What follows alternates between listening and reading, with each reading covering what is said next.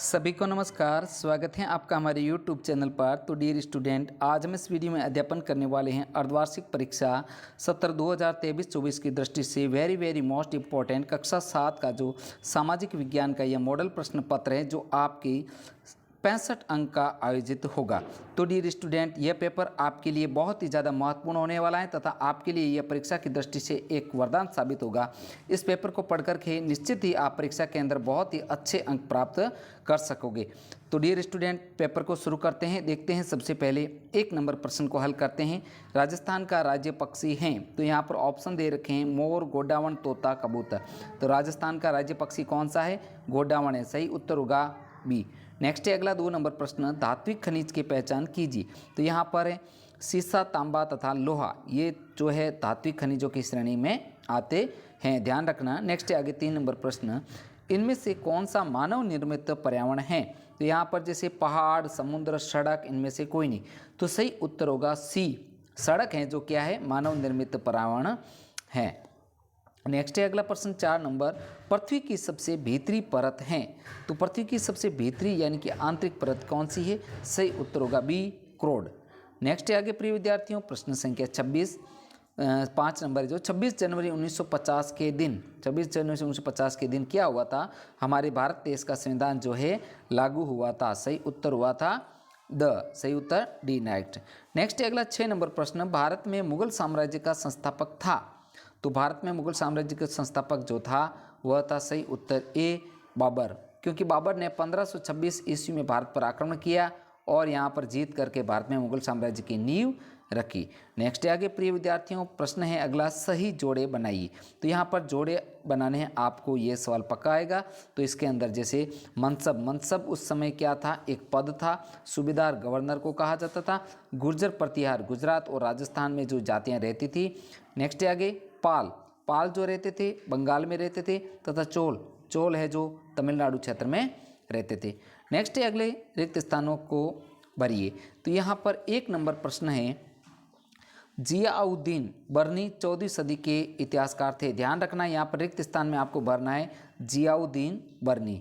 Next है अगला 2 number, Kabul Akbar के सौतेले भाई मिर्जा हाकिम के राज्य की राजधानी था। तो यहाँ पर रिक्त स्थान में आएगा काबुल। अगला है 3 नंबर, अजमेर सूफी संत ख्वाजा मोइनुद्दीन चिश्ती से संबंधित हैं। यहाँ पर आपके आएगा ख्वाजा मोइनुद्दीन चिश्ती। नेक्स्ट आएगा हम्पी विजयनगर साम्राज्य की राजधानी थी, यहाँ पर विजयनगर आएगा। तथा 5 नंबर है, हॉलैंड वासियों ने आंध्र प्रदेश में मसूलीपट्टनम पर अपनी बस्ती बसाई। यहाँ रिक्त स्थान में आएगा मसूलीपट्टनम। नेक्स्ट है अगला साथियों, इसका 1 नंबर प्रश्न देखते हैं, दिल्ली में पहले पहल किसने राजधानी स्थापित की? तो इस प्रश्न का उत्तर आपको लिखना है, दिल्ली में सबसे पहले यानी कि तोमर राजपूतों ने अपनी राजधानी, राजाओं ने अपनी राजधानी स्थापित की। ध्यान रखना, बहुत ही अच्छा और इम्पोर्टेंट क्वेश्चन है। तोमर राजपूतों ने दिल्ली में सबसे पहले राजधानी स्थापित की। तो नेक्स्ट है अगला 2 नंबर प्रश्न प्रिय विद्यार्थियों, देखते हैं दिल्ली के सुल्तानों के शासनकाल में प्रशासन की भाषा क्या थी? तो दिल्ली के सुल्तानों के शासनकाल जो प्रशासन की जो भाषा थी वह थी फारसी भाषा थी। ध्यान रखना, बहुत ही अच्छा क्वेश्चन है, फारसी भाषा थी। नेक्स्ट है अगला 3 नंबर क्वेश्चन, किसके शासन के दौरान सल्तनत का सबसे अधिक विस्तार हुआ? तो यहाँ पर मोहम्मद तुगलक के शासन के दौरान सल्तनत का सबसे अधिक जो है विस्तार हुआ था। नेक्स्ट है 4 नंबर प्रश्न, सर्व क्षेत्रीय साम्राज्य से आप क्या समझते हैं?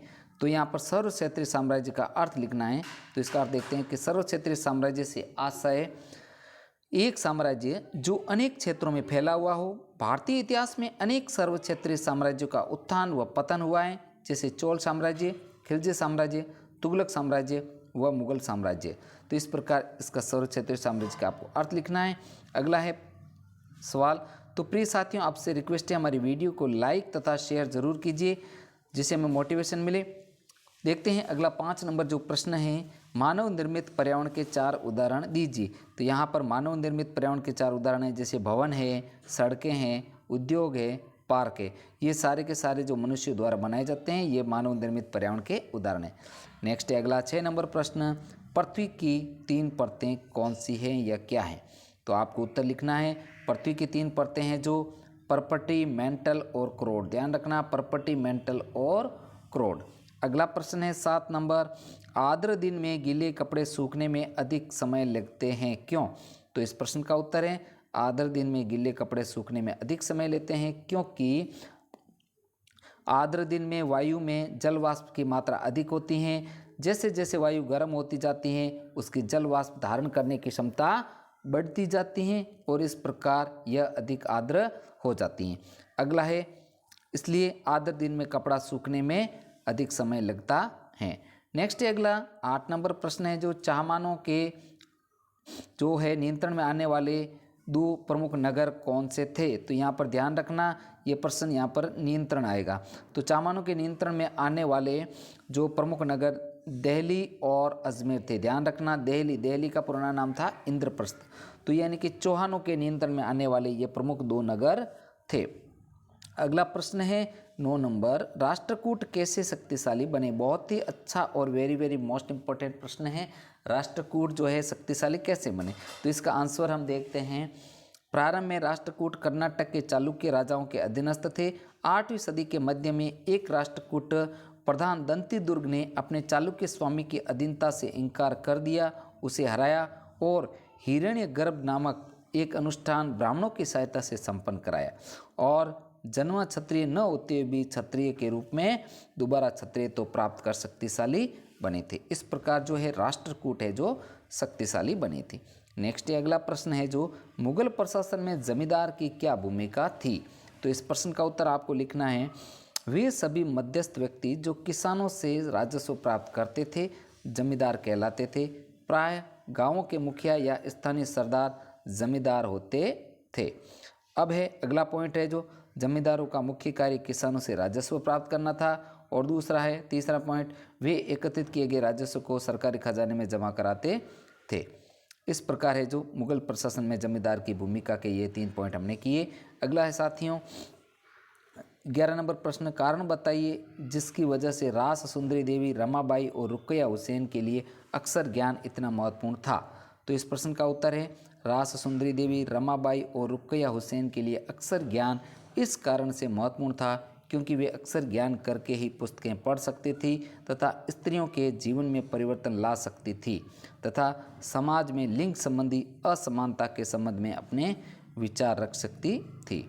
नेक्स्ट है प्रिय साथियों अगला 12 नंबर प्रश्न है जो लोकतंत्र में सार्वभौमिक वयस्क मताधिकार क्यों महत्वपूर्ण है? तो इस 12 नंबर प्रश्न का उत्तर लिखते हैं हम कि लोकतंत्र में सार्वभौमिक वयस्क मताधिकार इसलिए महत्वपूर्ण है क्योंकि अब इसको पॉइंटों के माध्यम से इसका उत्तर देखते हैं क्योंकि यह समानता की अवधारणा पर आधारित है। जैसे समस्त वयस्क नागरिक जो 18 वर्ष की आयु पूरी कर चुके हैं मत देने का अधिकार रखते हैं, चाहे वे किसी भी पृष्ठभूमि के हो। किसी भी व्यक्ति के साथ धर्म, जाति, वंश, जन्म स्थान और लिंग के आधार पर मताधिकार देने में कोई भेदभाव नहीं किया जाता है। अगला दूसरा पॉइंट है यह लोकतंत्र के महत्वपूर्ण आयामों में से एक है और 3rd नंबर पॉइंट है यह सरकार के जनता के प्रति उदारताई बनाता है तथा लोकतंत्र में जनता की गरिमा और महत्व को सुनिश्चित करता है। इस प्रकार जो है इसको पूर्ण करना है। अगला प्रश्न है 13 नंबर, हम उसको देखते हैं कि सबके लिए स्वास्थ्य की सुविधाएं उपलब्ध कराने के लिए सरकार कौन कौन से कदम उठा सकती है? चर्चा कीजिए। तो इस प्रश्न का उत्तर है सबके लिए स्वास्थ्य सेवाएं उपलब्ध करवाने के लिए सरकार निम्नलिखित कदम उठा सकती हैं। 1 नंबर है विशेष इलाज के लिए ग्रामीण में अस्पताल खुलवाए। 2 नंबर है शहरी और ग्रामीण क्षेत्रों को यातायात तथा संचार साधनों द्वारा भली प्रकार से जोड़ा जाए। 3 नंबर पॉइंट सभी लोगों के लिए सुरक्षित और साफ पानी पीने की व्यवस्था की जाए। 4 नंबर पॉइंट है सस्ती दरों पर पोषणीय भोजन उपलब्ध कराया जाए और 5 नंबर है सफाई की उचित व्यवस्था की जाए। 6 नंबर है आवास की व्यवस्था कराए और 7 नंबर है स्वास्थ्य संबंधी ज्ञान का प्रसार करें। अगला जो प्रश्न है 14 नंबर, राजस्थान के मानचित्र में स्थानों को अंकित कीजिए। तो आपको मानचित्र है जो इसमें आपको भरना है, भर करके इसकी प्रैक्टिस करनी है। जो मानचित्र का ये यहाँ पर हम देख लेते हैं। तो यहाँ पर ये मानचित्र बन गया राजस्थान का। अब इसमें जोधपुर को आपको यहाँ दर्शाना है। ये जोधपुर यहाँ पर है और अजमेर यहाँ पर मध्य में है। जयपुर यहाँ पर राजस्थान की राजधानी आ जाएगा। बीकानेर राजस्थान के जैसलमेर के टच करता हुआ यहाँ है और धौलपुर यहाँ पर ये इस तरह पूर्व में धौलपुर है। इस प्रकार हो सके तो हम अलग से इसका जो वीडियो है बनाने के प्रयास करेंगे, अलग से वीडियो बनाएंगे। तो डियर स्टूडेंट, इस प्रकार हमने इस वीडियो में जो है कक्षा जो 7 का यह आपके एग्ज़ाम की दृष्टि से जो अर्धवार्षिक परीक्षा का जो पेपर है वेरी मोस्ट इम्पॉर्टेंट सामाजिक विज्ञान का पेपर है, इसको बहुत अच्छे की तरह से सॉल्यूशन हमने किया है। साथियों, आपसे रिक्वेस्ट है वीडियो को लाइक तथा शेयर जरूर कीजिए तथा अर्धवार्षिक परीक्षा तक आपको संपूर्ण जो विषयों के जो मॉडल प्रश्न पत्र हैं हमारे चैनल के माध्यम से आपको उपलब्ध करवाए जाएंगे। तो बने रहिए हमारे चैनल पर। मिलते हैं नेक्स्ट नए मॉडल प्रश्न पत्र के साथ में। वीडियो देखने के लिए साथियों आपका दिल से धन्यवाद।